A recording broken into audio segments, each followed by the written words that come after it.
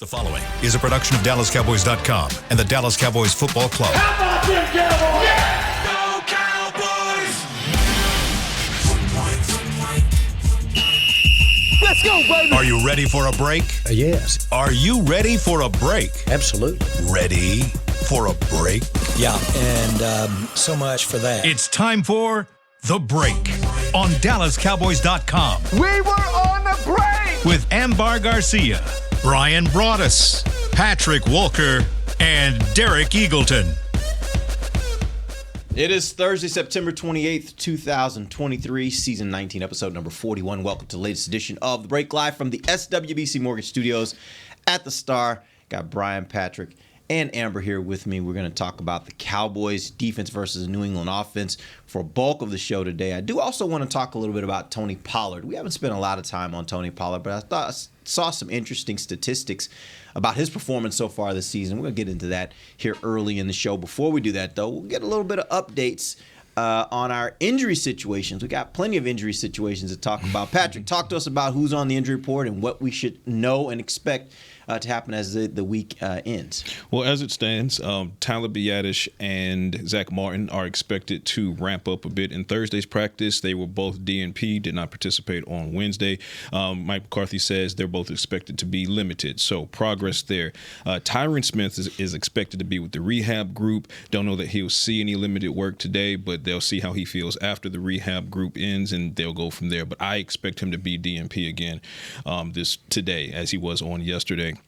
Chuma Udoka was limited because he's still working through that elbow that he hyperextended against the Jets, but no expectation that he'll miss this week as long as he doesn't have a setback, anything like that. DeMarcus Lawrence, CeeDee Lamb were both absent from Wednesday practice, but it was a veteran rest day that I'm told for both of them. How can I sign up for one of those? I would like to have one as well. I should talk to my immediate supervisor about that. Derek. You're the one who needs to approve it. I'm not your immediate supervisor. Fair enough. So I don't know what you like. My immediate supervisor is watching. Above his immediate and my immediate supervisor. supervisor is sitting right here. So veteran rest days for DeMarcus Lawrence and CeeDee Lamb. So no concerns on either one of those guys. But offensive line, there's at least some progress being made towards them possibly returning on Sunday. If you had to pick one guy that you probably don't want to play without this week, who is that guy? Even on the offensive line. On the offensive line. I don't know. To me, and I appreciate what Udoka has tried to do, but if you told me I could have Tyron Smith back this week and play, and now, I mean, the way that Patrick's talking about him missing another day, we'll see how the week goes. I don't know if I want to go through another week of Matthew Judon versus Udoka on the outside. Yeah. You know, He's a beast. I feel like that, you know, with what Brock Hoffman did inside at guard, I'm okay with. You know, not that T.J. Bass was great, but he wasn't, you know, terrible either. Having Zach Martin back would be huge. But to me, that left tackle spot, especially because they're committed to going ahead and playing Tyler Smith at left guard. You know, there doesn't seem like much of an interest in saying, well, I know Tyler, hey, by the way, you were, you know, all rookie basically as a left tackle. You probably, you know, were flirting with Pro Bowl thoughts as well by the way you played. But no, we're just going to keep you at guard and let Udoka handle that tackle spot, even though Udoka looked probably better at guard than he has looked at tackle. Sometimes the decisions baffle me a little bit, and I understand when you start to talk about, well, he worked here all week. Mm-hmm. What we've learned about the NFL in this day and age, this isn't 1978 where the same five guys played all 14 games. You know, back in the day. Yeah. You have to be able to adapt and move and not get caught in a bad spot. You know, playing Tyler Smith at left tackle last week might have helped you in that football game. Yeah. Might have helped you on that double move that you got sacked on. You know? I just, there's discussions. And in my mind, I'm like, just let me have Tyron Smith back. The way he played the first couple of weeks, let me have him back there at left tackle. I'm willing to give them the benefit of doubt last week because, again, you got Tyler coming back from injury. You got the whole week where you maybe thought Tyron was going to play, and then you get to the last minute. I agree with you, though. You get to this weekend, you had a full week now to play with the prospects of Tyron Smith not playing. And it will be interesting to me if Tyron doesn't play this weekend and they still opt to keep Tyler Smith at guard. Right. Because I do agree with you. I think when you look at that defensive line, Judon is a problem. Like, he is a problem. And if you don't pay attention to him, then you're going to have a problem. And I think that Tyler Smith is one of your best offensive linemen. If you're not going to put your best on the best, then it makes me wonder a little bit. Yeah. No, I agree. And like you said, we'll give them grace for last week because they didn't know what was going on with Tyron Smith. I mean, the knee injury pops up on Saturday, and then they really tried to give him a go on Sunday. Then things just got weird as far as posting actives. He's team captain, but he's not going through warm-ups, and then he's not playing. And all last week they had Tyler Smith taking left guard reps, so they didn't want to disrupt the scheme at the last possible second. But to your point, Derek, you don't have that going into this week. I mean, you have a very real concern about Tyron Smith being able to go. So is Tyler Smith getting reps at left tackle? And to Brian's point, if you are without Tyron Smith, then for me, I've got to see Tyler Smith at left tackle. And then you put, Edoga at left guard. Yeah, you're right. The grace period. But this day and age, you have to be super flexible in how you play. Because with your lineup, with your current group of offensive linemen, you have one guy that it seems to something always happens to him, and it might not always be in practice or something. When you look at, with Tyron Smith, he could wake up with a bad back. He could wake up with a bad. Anybody can, but he seems like the one that like crazy. What happened? Kind of injuries, and I just think that, with McCarthy, the couple of things that he identified with, getting the backups more work, but also trying to be a little bit more flexible with what they're going to do with the line. I hope that's the case this week. And this is when you have a backup plan, then a backup plan. Right. And I'm talking specifically about Tyron Smith's situation. Because, okay, to be fair, you never expect 3 of your starters to be out. Yeah. So when you add in Zach Martin, Tyler, Biadasz, that's something very unexpected that you didn't. But you could plan for Tyron. Exactly. But then that goes into the equation that maybe the guy that you had to be Tyron's backup, now you got to move around because of the other guys being out. But I think to me, there was always the side of me that once that Tyler Smith played the whole season at left tackle last year, I'm like, leave him there. Mm-hmm. That kid can play. Just let him, if you have to move on from Tyron Smith, I get it. You had a great career. Sorry that injuries limited a lot of your work. But in my mind, I was moved on. I said, okay, now if you want to try and address the guard spot, we'll do that. Yeah. But Tyler Smith, to me, was my left tackle going forward. I'm going to throw this text out here. Actually, it was a really interesting text. You guys can also hit us on our text line anytime during the show, 817-290-3298. This one comes from Brian in North Carolina. He said, at this stage of his career, why hasn't Tyron Smith been considered as a swing tackle? Considering his history with injuries, it would seem to extend his career and solve one issue. Tyler Smith can move to left tackle, Edoga to left guard. What are your thoughts? I actually floated that idea a few times last year on Talking Cowboys. And I'm right there. I think at this point in his career, you're asking a lot of Tyron Smith to take on the bulk of the workload that comes with being your starting left tackle, and then that leads to durability issues once you get to October, November, most certainly December. So I think you should shrink his workload and you put Tyler Smith because, and I'm right there with Brian in the aspect of I hadn't mentally completely moved on from Tyron being from Tyler being the possible left guard, whatever the case may be. But I do feel in my heart of hearts that Tyler Smith is your future at left tackle, period. Regardless of him playing left guard this season, Tyler Smith is your future at left tackle. So with that being my belief, I'm 100% on board with shrinking the workload for Tyron Smith because he's still one of the best left tackles in the game when he's on the field.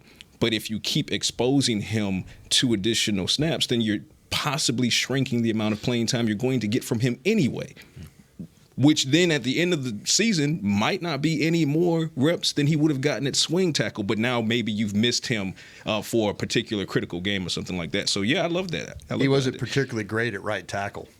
Yeah. That's the problem you run into. Last year. When you start to talk about the swing tackle position, Tyron Smith is a left tackle, even though he came into his, into the Dallas Cowboys, he started as a right tackle. But the combination of him and Zach Martin together, which I thought was going to be outstanding, wasn't that outstanding.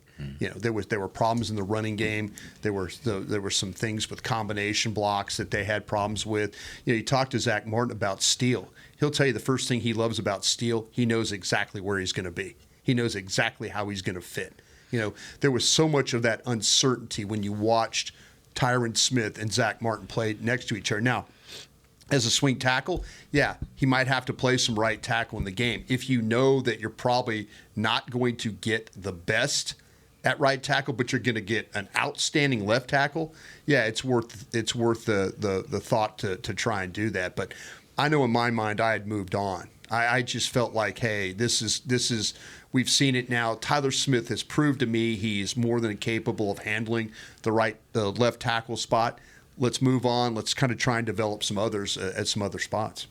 I just don't understand how he himself as a human, Tyron? Yes, can just keep going. I mean, at some point, your body, I'm sure it's gonna hurt every time you wake up and get up. I mean, we see him on game day looking like a machine. I was about to say, he might be already there. Looks like it does. Well, yeah, clearly, but just him for his own personal health and what's in his rest of his life as a civilian, moving past whenever that time comes from football, it's just tough on his body. So it amazes me because me, being a lot more naive to the game when I first started working here and learning I was ready to move on from him long time ago. Yeah. Little did I know how great he was when he was healthy. Yeah. And he's been here for like 5 years, 7 years since I made those comments initially. So it's impressive, but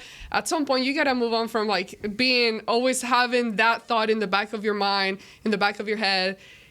Can he get hurt? Is he gonna be available this week or next week? So it's just for the whole coaching staff. But I agree. I definitely, that idea sounds really good. Ideally, but then I wonder. I mean, I would assume they've thought of that before. Sure. So I wonder what has held them to the decisions that they've made. What's really interesting is you're not going to see a prettier football player built-wise than Tyron Smith. He's one of those guys gets off the bus first, right? There are guys that are sloppy and don't look great, and they don't miss a beat. And then you have a guy that looks like he hung out with the Romans, that he was with Gladiator. Yeah, that he was like beating, he was in the arena, and just mauling people with that body.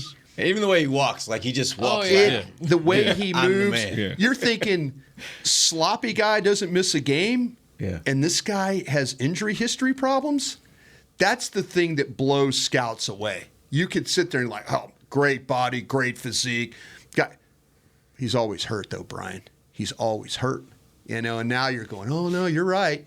Availability, lack of. You could look great, but if you're not always available, it doesn't matter how damn good you look. I think, and to talk to your point, Ambar, about why from a Tyron Smith perspective, where is the event horizon and him looking in the mirror and saying, you know what?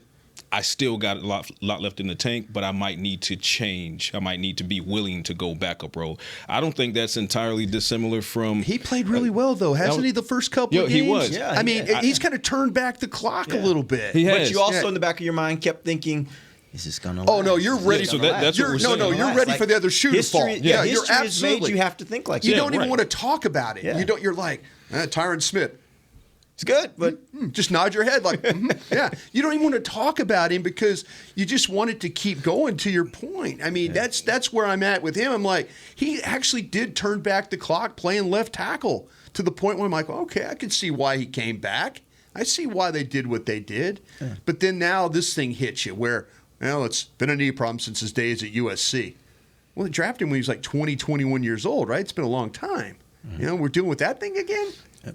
And I just think if Tyron Smith was willing and the coaches were willing to put him in a backup capacity, you instantly have the best backup tackle in the league, instantly. And you're also helping his durability. But I think from an athlete's perspective, and I'll speak from an athlete's perspective, and a competitive mindset, it's it's not entirely different from you look at a shutdown corner like a Darrelle Revis or Woodson, and at a certain point in their career, they really did look in the mirror and say, you know what, my body's changed. I can't run the same that I was running. I can't cut the same that I was cutting. Then what they do? They dropped back to safety and tried their hand at safety.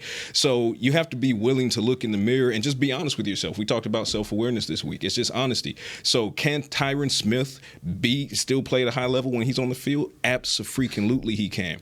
But the time has come for maybe him to just admit that his body can't take the workload as of a starter. So you can still contribute to this team and help this team possibly win a Super Bowl, but maybe not in the capacity that you would want to. So then you got to think about what needs to be done, and maybe that's what needs to be done. All right, we're going to take our first break. When we come back, Brian's going to give us his breakdown, Dallas defense versus the New England offense. Oh. You ready? I'm ready. All right, cool. We'll take our break. We'll come back. DallasCowboys.com radio. Todd thought it would be secure to jog in the cheetah savanna. Todd believed the big cat repellent he bought online was reliable.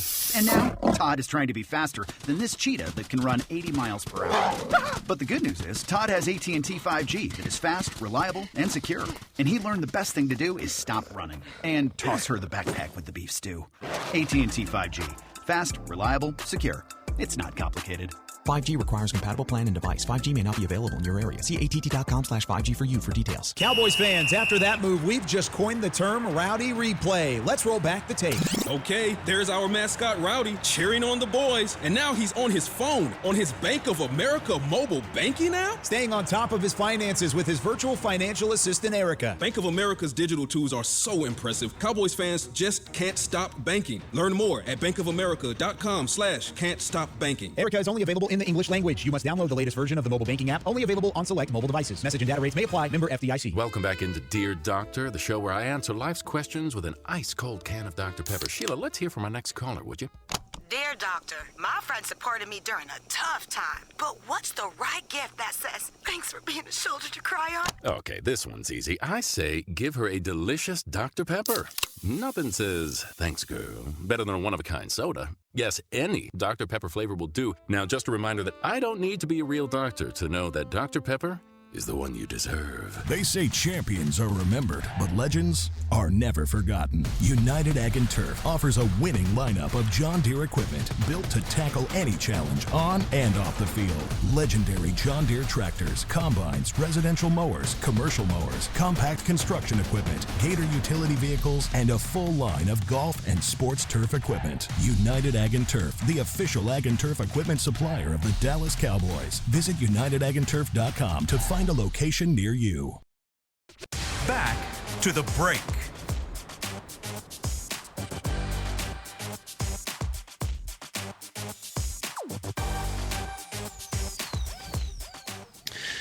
Cowboys wins start. What's this? Wow, okay, here we go. It's a Pro Shop thing. Cowboys wins start before the kickoff with winning pregame festivities. Grab all you need to have a winning Cowboys tailgate all season long at the nearest Pro Shop or log on to shop.dallascowboys.com. A Fanatics experience. Welcome back. It is the second segment of the break. We're live from SWBC Mortgage Studios. Well, you wear that gear, Fanatics. There you go. And this segment is brought to you by blockchain.com. All right, so here's what we're going to do. I want to talk about this Dallas defense versus the New England offense. Brian, one thing I noticed in looking at this team is right now they are ranked 9th in total offense with 748 yards. That's about 250, a little under 250 yards per game. Here's the interesting thing. They're only 26th, though, in points scored, only averaging about 17 points per game. Talk to me about this this offense, and why it's having problems scoring. It is having problems, and a lot of it has to do with the offensive line. They have some issues up front, but I'll kind of get to that point as we go. You know me, I got to ramble on here. So Bill O'Brien's your offensive coordinator. He's the guy who used to be at the Houston Texans. He was at University of Alabama, and matter of fact, he was Mac Jones' coach at Alabama. And so they're back together here. There is, with this offensive group, there's going to be some movement with the way they play, but it's not anything that's alarming. We've seen those like Arizonas and stuff, all the movement that they play with the motions and stuff. It just, they're pretty stationary the way they play. The majority of their snaps are played in the shotgun rather than under center. The line will really struggle to protect this guy. They get pressured quite a bit. They break down. They have some problems. They're best when they can run the football and try and help Mac Jones. Where they run the ball the best is when you watch them is off the left side. So that'd be, once again, the Cowboys' right. Need to kind of shore up some of the problems that you dealt with in the Arizona game. I mean, they're probably looking at that like, okay, let's run it Sam Williams. Let's run it Armstrong. Let's run who's ever playing right in for the Cowboys over there. Let's see if their linebackers can flow. Let's see if the safeties will take a good angle. So if they're looking at the Cowboys, their strength of their ability to run the football would be to your right side. That's inside and out. They're a lot better too in just a little bit of study when they face teams that play that light box. So if you're 6, defenders or fewer, that's when they thrive running the ball. And that's when Ezekiel Elliott is actually at his best. But this group has not been very good when you play with 7 or 8 in the box or more. That's been a problem for them running the football. I mentioned Mac Jones. I think the growth of Mac Jones as a quarterback has been slowed by the issues the club's gone through with their coordinators. They've tried different coordinators. I don't think he's been able to grow and really flourish. We'll see what Bill O'Brien could do with him now. He doesn't have the strongest arm, and he doesn't have the best mobility, but he is capable when it comes to navigating the pocket and then order to deliver the ball. His biggest trait is his toughness, because he gets hit quite a bit when he goes back to throw the football. He'll deliver the ball in the face of pressure. There's snaps where he takes some big hits as he's throwing the ball. These receivers really struggle to get open. That goes back to the biggest problem why they're not scoring points. He doesn't throw to a lot of open receivers, and he doesn't throw to a lot of wide open receivers. That's another thing that's been an issue for them. He's constantly under pressure. He just doesn't play the game with a lot of rhythm. Sometimes these quarterbacks get back there and it's pass, pass, pass. You can watch Tua play in Miami, and there just seems to be a rhythm the way that he plays, the way the ball's out. There's some continuity to their offense and stuff like that. I mentioned the running backs. It's Ezekiel Elliott, and then it's also Stevenson are the two primary backs that they play with. Zeke, we know him. He's still going to run with toughness. He's still going to run with power. But he doesn't have that elusiveness that he's lost that ability. The ball's going to come downhill. He's not going to make many miss. But, his best attempts were the ones when they tossed him the ball, when they said, okay, we're going to get you out on the edge and let you try and run downhill. The toss sweeps and stuff. Like I said, go into the offense's left, defense's right were some good plays for him. He splits time with Stevenson.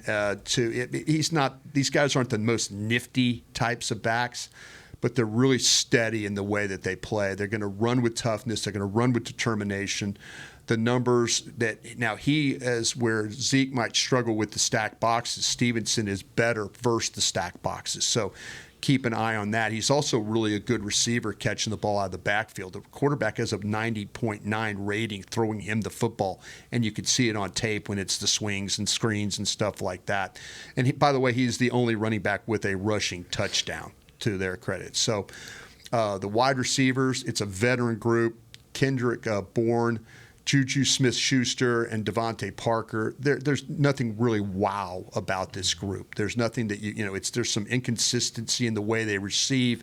I mentioned they don't create a lot of separation. They don't get open a lot. The offense makes them kind of stationary targets.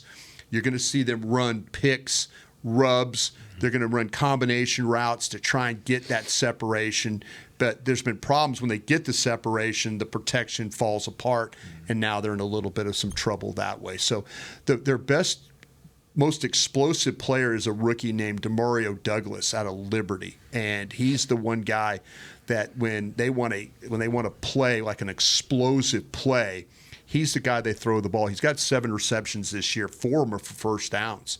So rookie kind of getting involved. He's kind of a speedy, twitchy kind of player with the ball in his hands. At tight end, this is the best group that they have.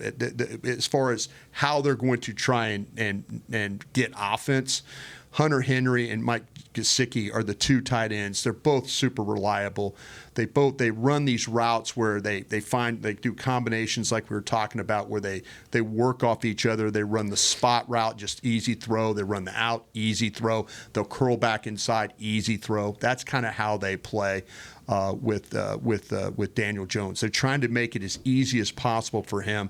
Even when they're covered, these guys are ultra reliable when it comes to their hands and the ability to get in situations where they can make plays. When things get a little hairy in the pocket, that's kind of where the ball's going to go. It's going to go to one of those tight ends. Decent blockers, nothing really great. They're not going to blow you away. But this is the most productive group that they have on their offense. Now we'll get to the offensive line. This is the weakness of their deal here right now. They're not a physical run group. They struggle with pass protection. They've tried to use draft picks in order to kind of supplement their line, but these young guys aren't ready to play. And I mean, they're not ready to play because they're not playing. They're going with the group. The majority of their group has been made up of trades or free agent signings. The biggest struggles this year have been at the tackle spot, where they've rotated Trent Brown, Calvin Anderson, and Verdarian Lowe are the guys that they kind of rotate. Lowe has been the one that struggled the most. He lines up at left tackle against the Dolphins. He plays right tackle against the Jets. He doesn't have power. He doesn't have strength. He physically can't hold up. When you hit him, he tends to become a one-legged football player. He gets knocked back quite a bit. You'll observe him get pushed, giving ground, playing on one leg.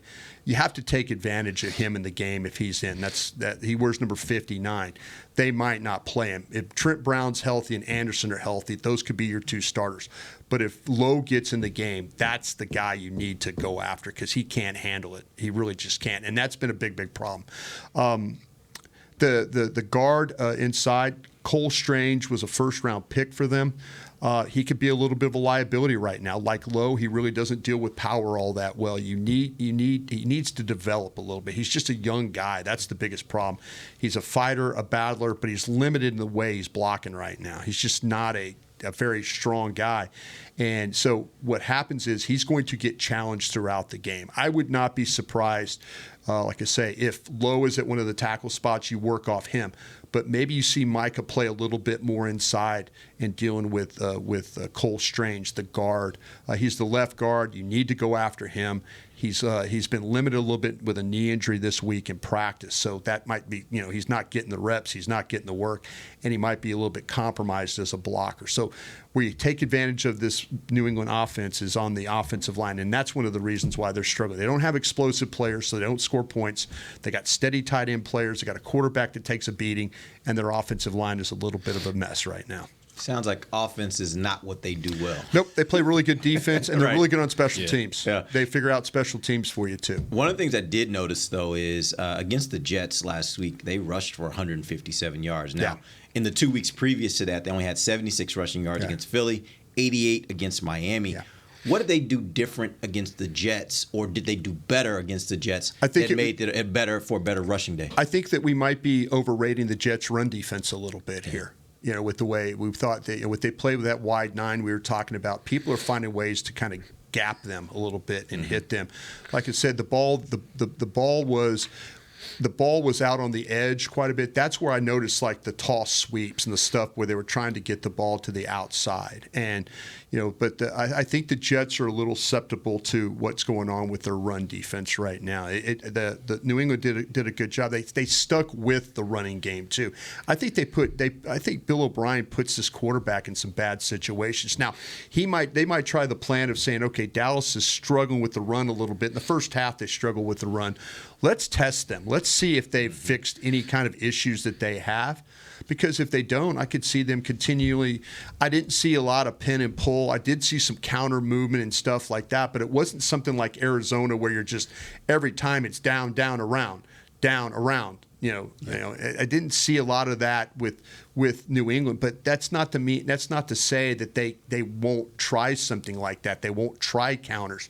I do think they're going to try and make you play in space a little bit and see if you're able to, are you going to rush up the field? Are you going to create gaps? Are you going to, not play the scheme like it needs to play? Are you going to play hero ball where you're overrunning plays and stuff? It'll be a test in that regard. And probably more than any team in the league, I think Bill Belichick has shown over the years, he wants a team that's extremely versatile, right, that can do different things every week. So just the fact that we haven't seen those pin and pulls and those kind of things that Arizona did doesn't mean when you're playing a Bill Belichick team that all of a sudden they see an opportunity and they won't exploit it and do some things that maybe they haven't done all season, because that's just the way he coaches offensively and defensively. They try to create, they try to take advantage of what you cannot do. Yeah. And they'll change every week to try to do that. They morph into different things defensively. I know the one thing, one of my dear friends is Mike Lombardi, who worked with New England, the Patriots, a former general manager. The one thing Mike always told me about Belichick is, though, he will save something that you haven't seen. He will save something and the great example is in that Super Bowl game when they played coverage, on the goal line against Seattle, and all of a sudden it's something they hadn't shown. They knew to practice it, but they didn't show it, and then all of a sudden you play it. But there's something that, there's a first half game plan and there's a second half game plan for Belichick. And he's going to try and find something that you're not very good at and take advantage of that. We'll see if the offensive line can execute pin and pulls. Well, that will be the big test for these guys. Because they may not be able to. They might not be able to up front. But if you get them into a passing game, that's church for them. That is a struggle for them to have to deal with that kind of constant pressure. They just don't hold up as a unit very well. And I was going to say, what makes their weak spot that much weaker is Cole Strange is dealing with a knee injury. He's dealing with a knee injury last week. He was limited yesterday in practice. So you talk about Cole Strange having an issue with strength and keeping his feet and keeping his anchor. Well, he's on a bad wheel right now. So this is a matchup where it's their weakness, their biggest weakness against the Cowboys' biggest strength, their offensive line versus the Cowboys' defensive line.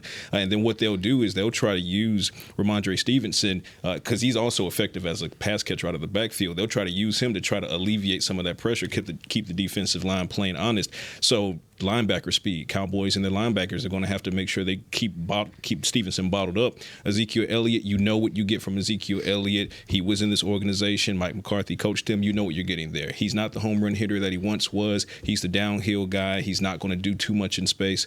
But keep an eye on Stevenson and how they try to use him in those bubbles and flats and screens to try to help the offensive line. But they're not going to screen themselves all the way to a win. So you bottle up a couple of those, make the offense play that much more honestly, make their run plays, go through the A and B gaps, and then tee off at that point. We're going to take our final break. We will come back. I have a couple questions for you guys about this Cowboys defense. We'll do when we come back. DallasCowboys.com radio. Todd thought it would be secure to jog in the cheetah savanna. Todd believed the big cat repellent he bought online was reliable. And now, Todd is trying to be faster than this cheetah that can run 80 miles per hour. But the good news is, Todd has AT&T 5G that is fast, reliable, and secure. And he learned the best thing to do is stop running and toss her the backpack with the beef stew. AT&T 5G. Fast, reliable, secure. It's not complicated. 5G requires compatible plan and device. 5G may not be available in your area. See att.com/5G for you for details. Don't put off getting your oil changed, Dallas. Take 5 Oil Change. A proud partner of the Cowboys is faster than you think. There's no appointment needed and no waiting room. Yep, you heard that correctly. Take 5 is so fast, you don't even have to get out of your car. You can take advantage of Take 5's fast, friendly, and simple service at any of their locations across the Dallas area. And remember, at Take 5, you stay in your car because they're faster than you think. Take 5, the official oil change of the Dallas Cowboys. It's the official men's skincare brand of the Dallas Cowboys, Jack Black. And right now, Cowboys fans can get 15% off their $75 order. Plus, because every deal needs a playmaker, your order will include a free 5-piece skincare set and free shipping. The Jack Black Playmaker is 4 of Jack's favorites and a full-sized intense therapy lip balm. Make a play for the playmaker at getjackblack.com/Cowboys with the code Cowboys GetJackBlack.com/CowboysVIP. That's GetJackBlack.com/Cowboys with the code CowboysVIP. They say champions are remembered, but legends are never forgotten. United Ag and Turf offers a winning lineup of John Deere equipment built to tackle any challenge on and off the field. Legendary John Deere tractors, combines, residential mowers, commercial mowers, compact construction equipment, Gator utility vehicles, and a full line of golf and sports turf equipment. United Ag and Turf, the official Ag and Turf equipment supplier of the Dallas Cowboys. Visit UnitedAgAndTurf.com to find a location near you.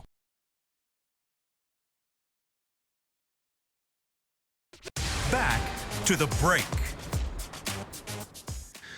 Your Dallas Cowboys head to Santa Clara to take on the 49ers in Week 5 of the 2023 season. Come out to Miller Lite House at AT&T Stadium on October 8th for a free watch party presented by 7-Eleven.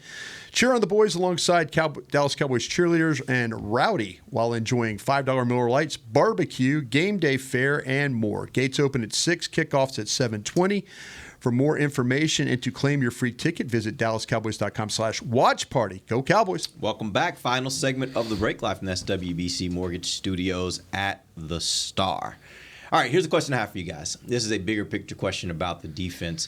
What we saw last weekend, we don't think is typical of what we've seen from this defense in a lot of instances over the last couple of years, really.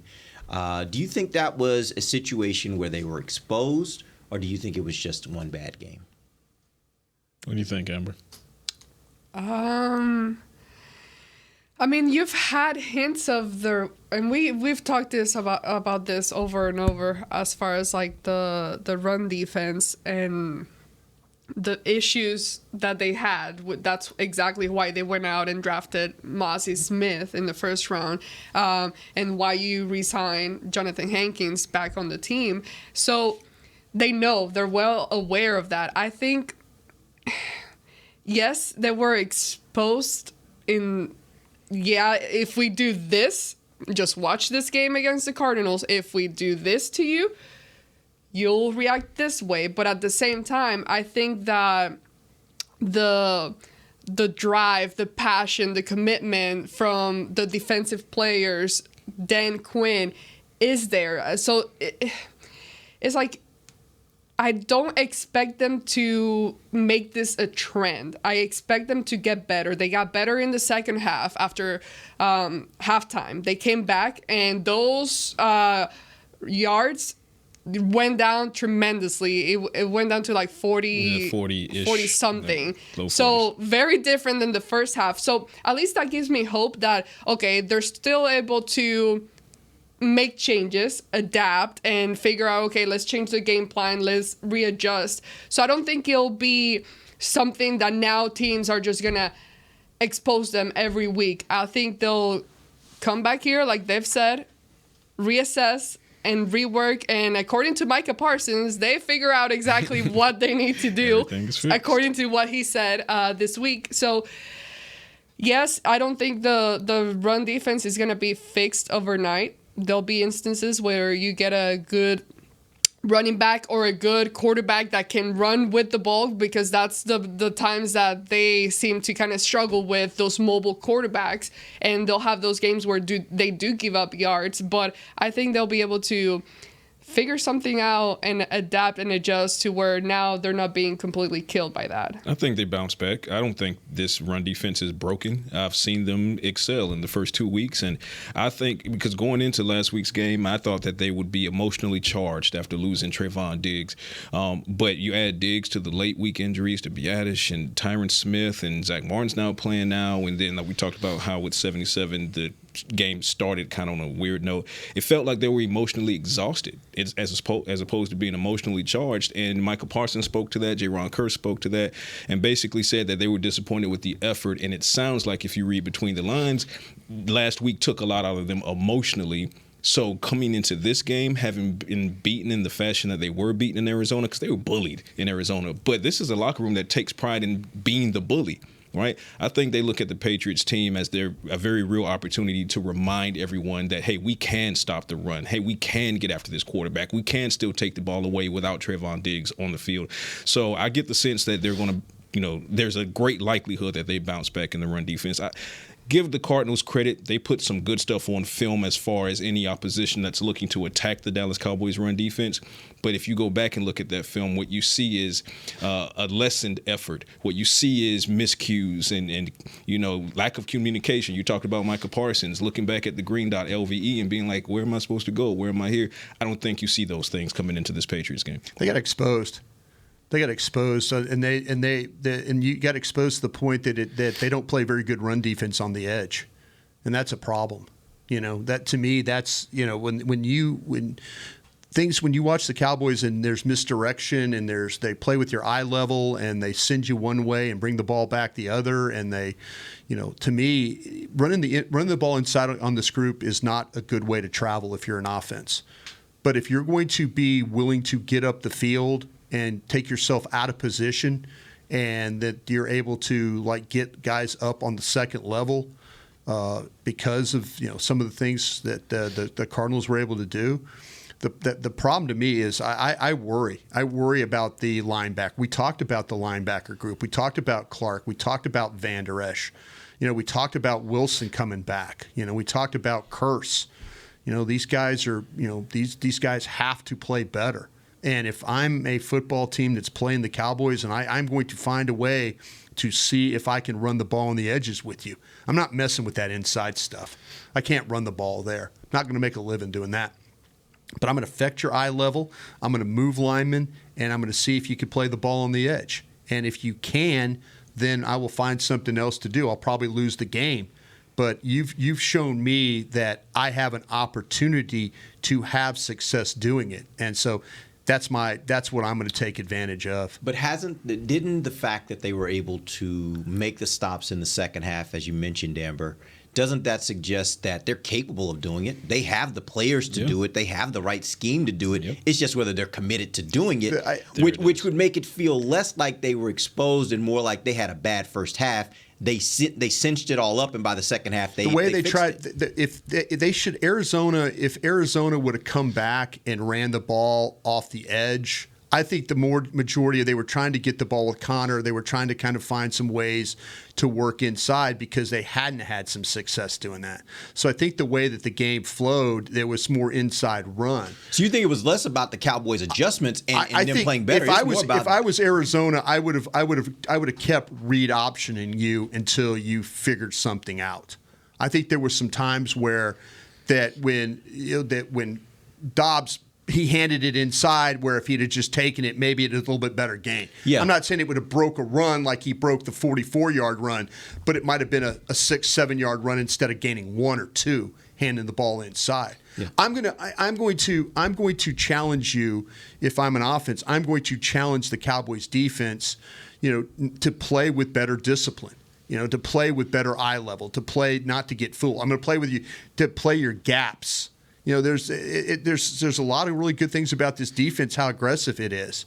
But when you start to overrun plays and you take yourself out of opportunities to make plays because of your angles and things like that, I'm going to see if you've really fixed that. One thing I was going to say, there was something that Micah Parsons said yesterday that really jumped out at me. Go back to the Josh Dobbs play option, and Josh goes up to the left side for 44 yards.